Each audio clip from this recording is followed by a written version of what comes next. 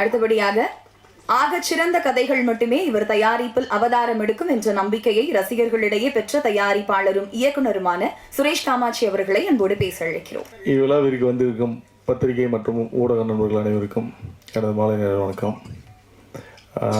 நாற்கரப்போர் இந்த படம் வந்து எங்கள் ஊரை சேர்ந்த அண்ணன் வேலாயுதம் அவர்கள் தயாரிச்சிருக்காரு. பட் அவர் வந்து என்கிட்ட கதை இந்த படத்தை வந்து சொல்லும் போது எனக்கு ஆச்சரியமாக இருந்தது. இப்படி ஒரு கதையை அவர் தேர்ந்தெடுத்ததுக்காகவே அவருக்கு முதல்ல வந்து நன்றி சொல்லணும், வாழ்த்துக்கள் சொல்லணும்.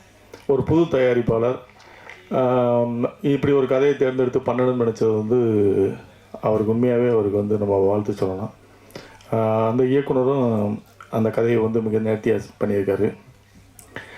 இங்கே வெற்றி தோல்வியெல்லாம் வந்து சகஜம். ஒரு படம் எடுக்கிறோம் உடனே அது நம்ம வெற்றி பெறணும்னு 1 கோடி கலெக்ஷன் ஆகும் அப்படின்றதெல்லாம் வந்து தாண்டி நம்ம வந்து நம்ம சிறப்பாக நம்ம வேலையை சிறப்பாக செஞ்சுருக்கோமா, அவ்வளோதான். அதுக்கப்புறம் வந்து அது ரசிகர்கள்ட்ட போகும்போது அது எப்படி அவங்க வந்து ஏற்றுக்கிறவங்க செய்யலாம், ஏற்றுக்காமல் இருக்கலாம். ஒவ்வொருத்தருக்கும் ஒரு பார்வை இருக்கும். ஸோ அதை பொறுத்து தான் வெற்றி தோல்வின்னு தீர்மானிக்கப்படுது. வெற்றி பெற்ற படங்கள் வந்து பெரிய படம்னு சொல்கிறோம், தோல்வி பெற்ற படங்கள் சின்ன படங்கள்னு சொல்கிறோம். மற்றபடி பட்ஜெட்டை வச்சுலாம் எந்த படமும் பெரிய படம் சின்ன படம்லாம் இல்லை. சிறிய படங்களே இன்றைக்கி பெரிய கலெக்ஷன்லாம் பண்ணிக்கிட்டு இருக்கு. என்னை பொறுத்தவரை நான் வேலாயுதனுக்கு சொன்னது என்னென்னா, இங்கே வர தயாரிப்பாளர்கள் 90% என்னென்னா ஒரு படம் எடுப்பாங்க. அந்த படத்தில் அவங்களுக்கு நிறைய கசப்பான அனுபவங்கள் இருக்கும்.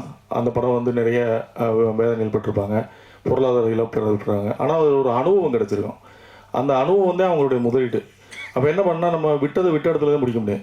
வெளிச்சம் இருக்குன்றதுக்காக வெளியில் போய் தேட முடியாது. அப்போ நம்ம தொலைச்ச இடத்துல தான் தேடணும். நம்ம அந்த சினிமாவில் தான் விட்டுருப்போம். நம்ம இந்த அனுபவத்தை அடுத்ததுக்கு, ஏன்னா அனுபவமே இல்லாமல் ஒரு தொழிலுக்கு அனுபவமே இல்லாமல் வர ஒரே தொழில் வந்து தயாரிப்பாளர் தொழில் தான். பணம் இருக்குன்னா வந்து படம் எடுக்கலாம். யாராவது ஒருத்தர் அதை கூப்பிட்டு வந்துடுவாங்க, கூப்பிட்டு வந்து படம் எடுக்க வச்சுட்டு நம்ம வந்து அந்த பணத்தை போட்டு திரும்ப ரிலீஸ் பண்ணும்போது அது ஒரு பெரிய சேலஞ்சாக இருக்கும்.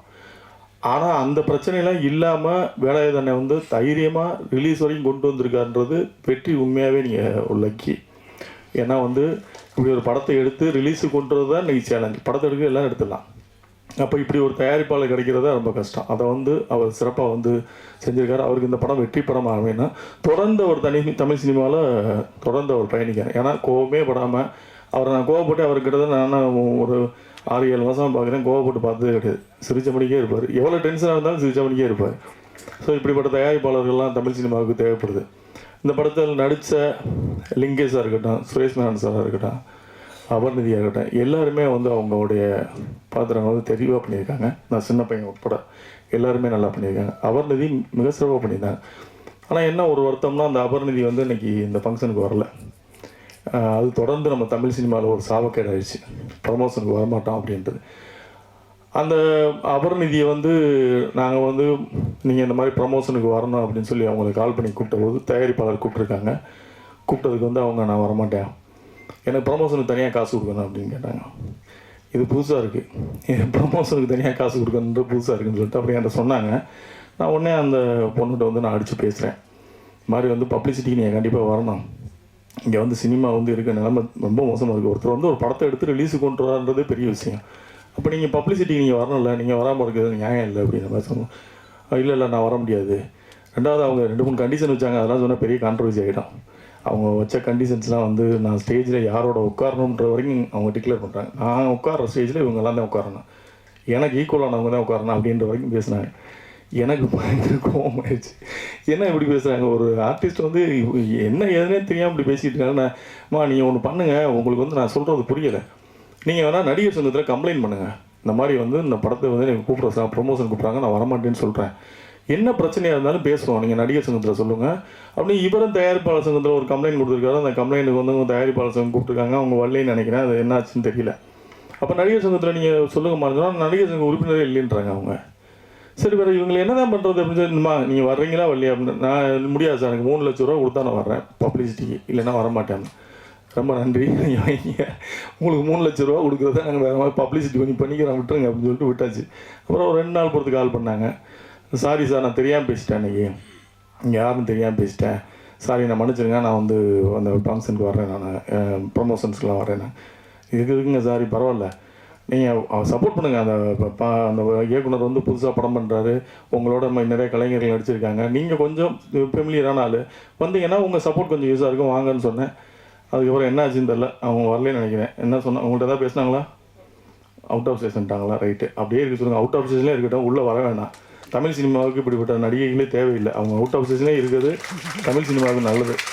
ஏன்னா இந்த மாதிரி ப்ரொடியூசர்களை வந்து காயப்படுத்திட்டு பணம் போட்டு படம் எடுத்தவங்க காயப்படுத்திட்டு அவங்க தமிழ் சினிமாவுக்கு வந்து என்ன பண்ண போகிறாங்க? அவங்க அவுட் ஆஃப் ஸ்டேஷன்லேயே அப்படியே இருக்கட்டும். அது இதை கூட இங்கே எதுக்கு சொல்கிறேன்னா, மற்ற தயாரிப்பாளர்கள் தெரிஞ்சுக்கணும்னு சொல்கிறேன். ஒரு நடிகைகள் எப்படி இருக்காங்க அப்படின்றது தெரிஞ்சுக்கணும்னு சொல்கிறேன். இந்த கோமல் சர்மா அந்த படத்தில் நடிக்கிற கூப்பிட்ருக்காங்க, இந்த வந்திருக்காங்க. நமிதா அவங்க பிஸியாக கூப்பிட்றாங்க, வந்திருக்காங்க. ஸோ ப்ரமோஷனுக்கு வரலைன்னா என்னது, அது என்ன ஆக்டிவிட்டின்னு தெரியல. இது ரொம்ப வருத்தமான ஒரு விஷயமா இருக்குது. அப்புறம் எல்லோரும் என்னை பற்றி சொன்னாங்க, நான் வந்து படம் சரியான படங்கள் அப்படிலாம் கிடையாது.